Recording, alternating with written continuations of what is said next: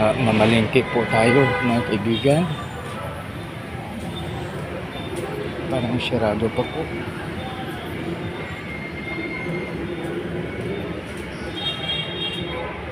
Dito po ang palengke ng Pasay. Mura po ang mabibili po natin na paninda po rito. Kompleto, may talong, kompleto po. May patatas, may talong, kalamansi, sibuyas, sitaw, sayuti. 50 na lang yung tumpok ang kilo. Murang-mura po ang ngayon, gulay. 15 ang kilo ng sayuti. So, yan daw.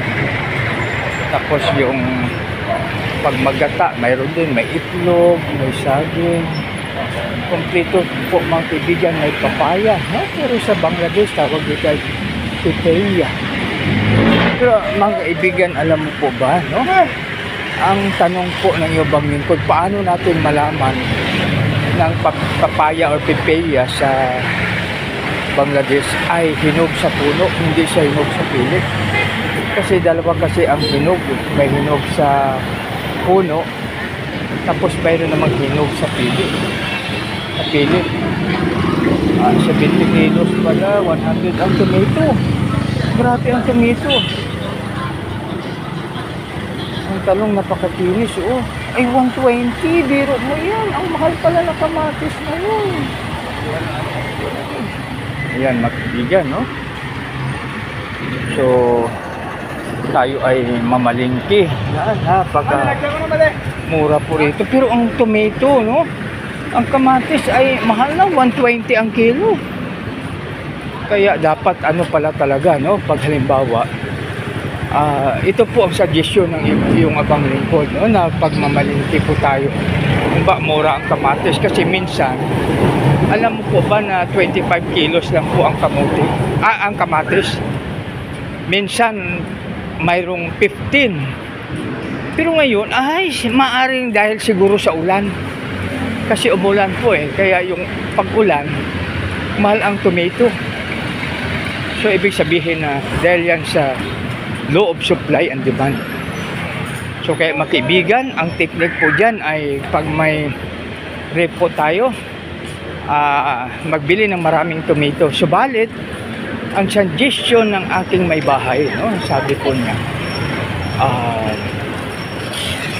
pag mayroon daw tayong tomato na galing sa palengke na hindi natin itinanim, no,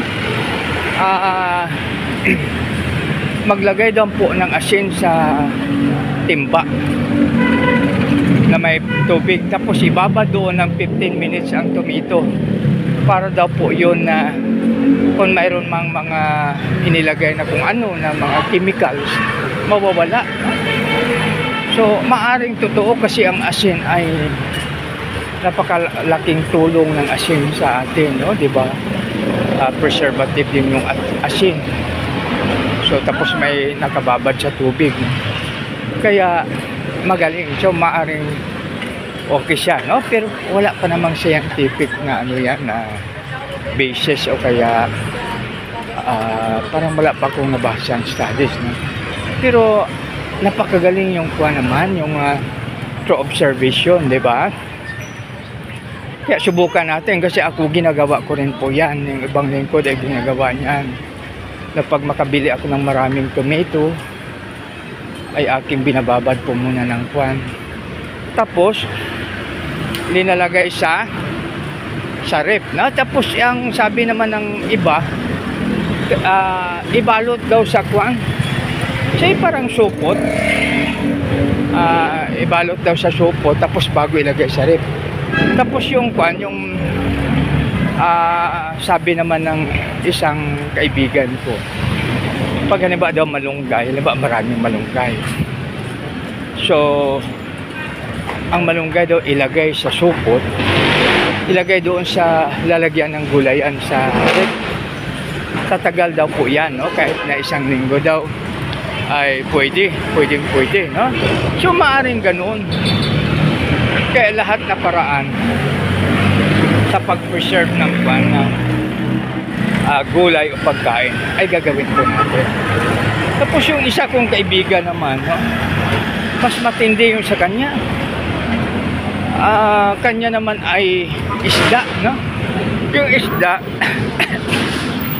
parang luto niya po yata, iskabichi. So makatagal daw na 1 buwan. Hindi pa yan rinirip, ha? Tatagal daw po. Pero ang nilalagay daw ay luyang dilaw, no?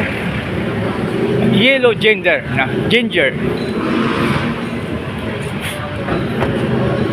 Matindi yung sa kanya, 1 buwan na po na preservation ng isda na linuto ay iskabichi, no?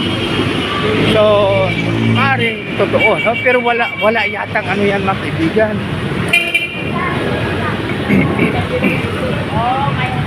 Wala siyang ano ba ito, yung paminta. Kasi kung may pamintang bilog daw, madali mapanis, no? Sabi ng iba.